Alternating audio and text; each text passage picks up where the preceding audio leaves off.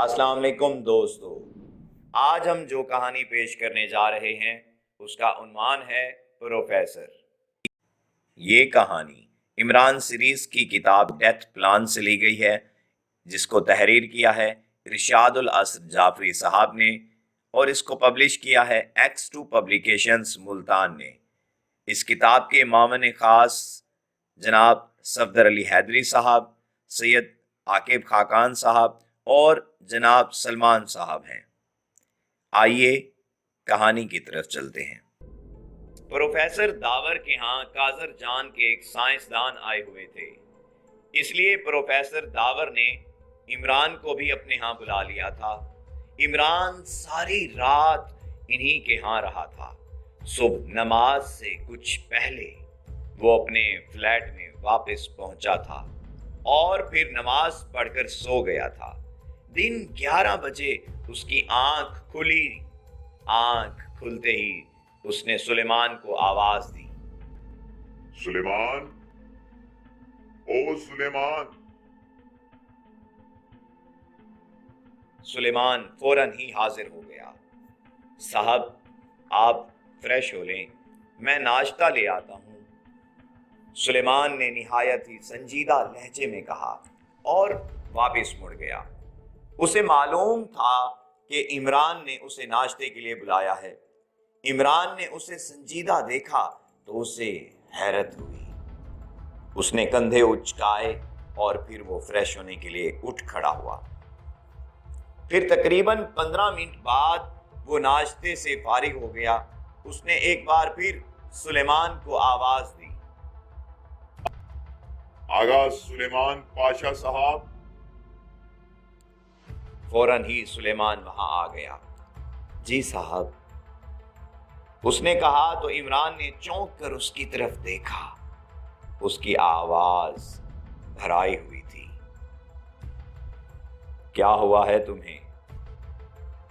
سلیمان نے اس کی بات کا جواب دینے کی بجائے ٹیبل پر رکھا ہوا اخبار اٹھایا اور اس کے سامنے کر دیا۔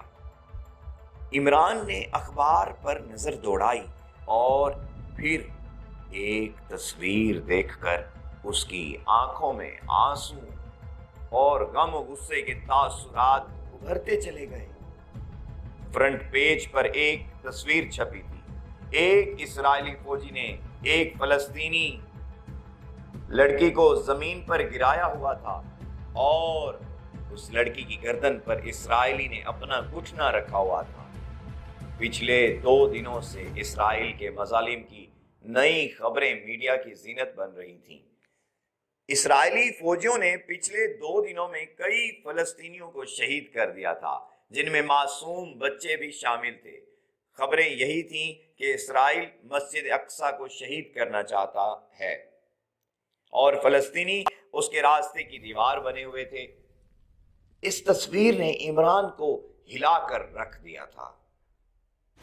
اس کے چہرے پر چٹانوں جیسی سختی چھا گئی تھی۔ اس تصویر کو دیکھ کر سلیمان سنجیدہ بھی تھا اور بات کرتے ہوئے اس کا لہجہ غمگین بھی تھا، اور کیسے نہ ہوتا، وہ ایک سچا مسلمان تھا۔ دنیا میں جہاں کہیں کسی مسلمان پر ظلم و ستم ہوتا تو وہ غمگین ہو جایا کرتا تھا، اور یہ تصویر تو فلسطینیوں کی مظلومیت کی ایسی داستان بیان کر رہی تھی کہ اس کا دل پارا پارا ہو گیا تھا۔ سلیمان نے بھرائی ہوئی آواز میں کہا، اس کی آنکھوں میں نمی محسوس ہو رہی تھی، صاحب، اگر آپ کچھ نہیں کر سکتے تو مجھے فلسطین بھجوا دیں۔ یہودیوں کو اس کا حساب دینا ہوگا سلیمان۔ اس ظلم کی انہیں عبرتناک سزا ملے گی۔ عمران نے سرد لہجے میں کہا۔ یہ ایک ایسا سرد لہجہ تھا کہ سلیمان کو محسوس ہوا جیسے اس کے پورے جسم پر برف کا بلاک رکھ دیا گیا ہو۔ اس کے سارے جسم میں سنسنی سی دوڑتی چلی گئی، لیکن اس کے ساتھ ہی اسے اطمینان بھی ہو گیا۔ اسے یقین تھا کہ اگر عمران نے کہہ دیا ہے تو پھر ان یہودیوں کو سزا مل کر ہی رہے گی۔ عمران نے اخبار ٹیبل پر رکھا اور پھر وہ ڈریسنگ روم کی طرف بڑھ گیا۔ پھر 3 ہی منٹ بعد اس کی سرخ سپورٹس کار دانش منزل کی طرف اڑی جا رہی تھی۔ وہ دانش منزل کے کنٹرول روم میں داخل ہوا تو بلیک زیرو اسے دیکھ کر احتراماً کرسی سے کھڑا ہو گیا۔ عمران نے نہایت ہی سنجیدہ لہجے میں اسے سلام کیا اور اپنی مخصوص کرسی پر بیٹھ گیا۔ بلیک زیرو نے اس کے سلام کا جواب دیا۔ عمران صاحب، میں آپ کے لیے چائے بنا لاؤں؟ بلیک زیرو نے کہا اور قدم آگے بڑھائے۔ عمران نے کچھ ایسے لہجے میں کہا کہ بلیک زیرو چونک پڑا۔ نہیں، بیٹھ جاؤ۔ لیکن اگلے ہی لمحے وہ کرسی پر بیٹھ گیا۔ اب عمران کا لہجہ اور انداز ایسا تھا کہ بلیک زیرو کو ہمت ہی نہ ہوئی کہ وہ عمران سے کوئی بات کرتا۔ وہ خاموش رہا اور انتظار کرنے لگا کہ عمران اس سے کچھ کہے۔ چند لمحے خاموش رہنے کے بعد عمران نے بلیک زیرو سے کہا، تم نے آج کے اخبارات دیکھے ہیں؟ وہ اخبارات پڑھ چکا تھا اور وہ چونکہ عمران کے مزاج کو جانتا تھا اس لیے وہ سمجھ بھی گیا کہ عمران اس قدر سنجیدہ اور رنجیدہ نظر کیوں آ رہا ہے۔ خاص طور پر اس نے جو عمران کو رنجیدہ محسوس کیا تھا، اسے اندازہ ہو گیا تھا کہ یہ اس تصویر کی وجہ سے ہے جو آج کے تمام اخبارات نے فرنٹ پیج پر شائع کی ہے۔ یہ تصویر صرف پرنٹ میڈیا نے ہی شائع نہیں کی بلکہ الیکٹرانک میڈیا اور سوشل میڈیا پر بھی یہ تصویر وائرل تھی۔ یہ ایک اسرائیلی فوجی کی تصویر تھی جس نے ایک معصوم فلسطینی لڑکی کو فرش پر گرا کر اس کی گردن پر گھٹنا رکھا ہوا تھا۔ یہ تصویر اقوام عالم کے لیے ایک تعزیانہ تھی۔ پچھلے 2-3 دنوں سے جس طرح اسرائیلی فلسطین کے نہتے لوگوں کو ظلم و ستم کا نشانہ بنا رہا تھا، بوڑھوں، عورتوں اور بچوں کو جس بے دردی سے قتل کر رہا تھا، اقوام عالم اس پر خاموش تھی۔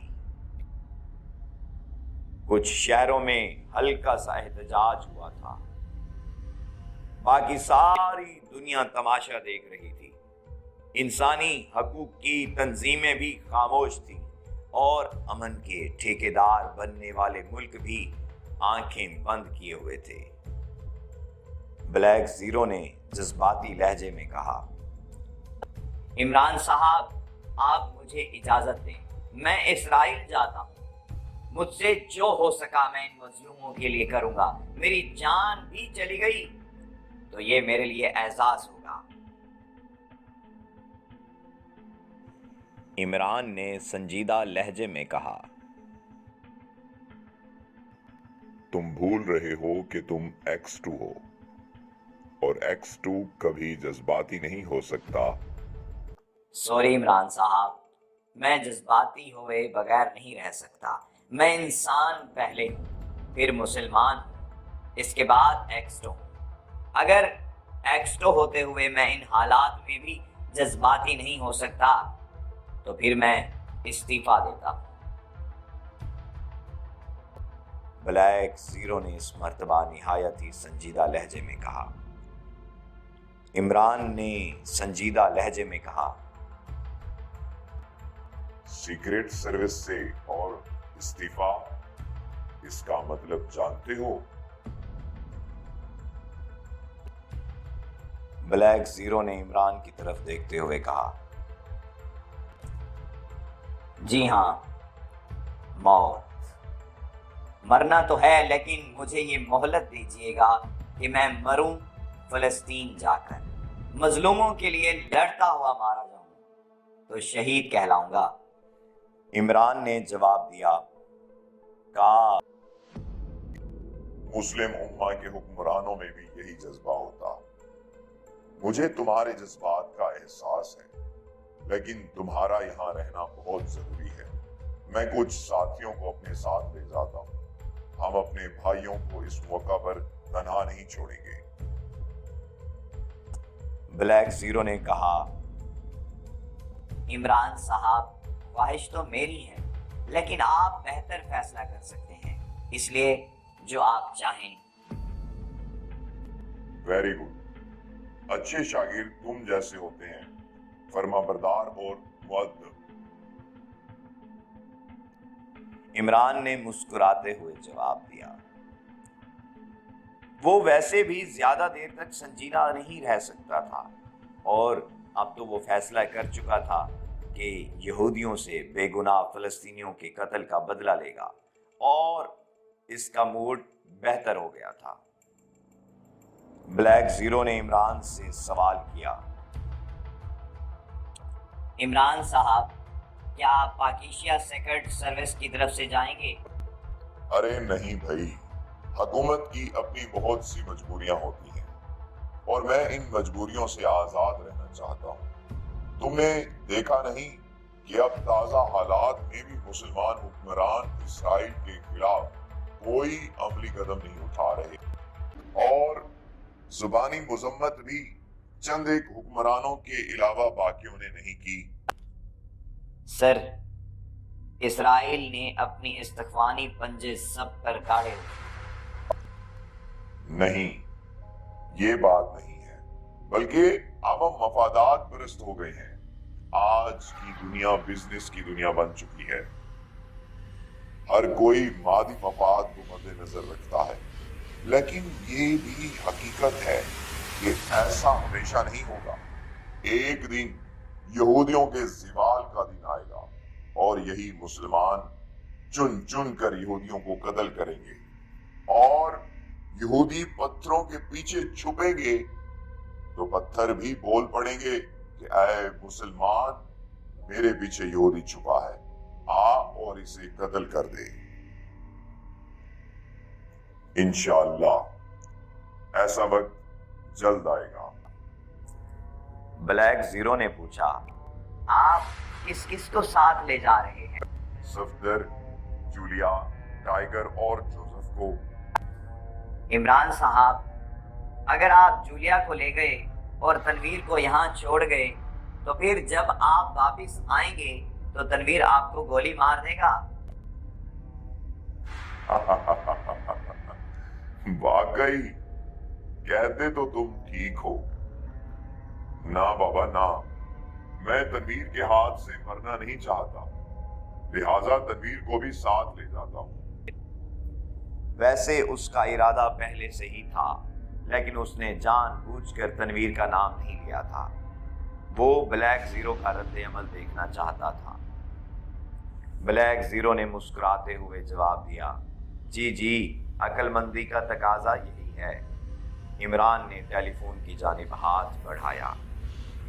वो फलस्तीनी रहनुमाओं को अपनी आमद के बारे में बताना चाहता था। जी दोस्तों, अगर आपको हमारी वीडियो पसंद आई है तो कमेंट में अपनी राय से हमें आगाह कीजिएगा।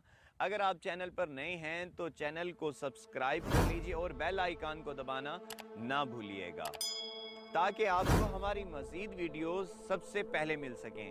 दुआ में हमें याद रखिएगा, अपना बहुत सारा ख्याल रखिएगा। अपने दोस्त तौकीर नियाज़ तौकीर को इजाज़त दीजिए।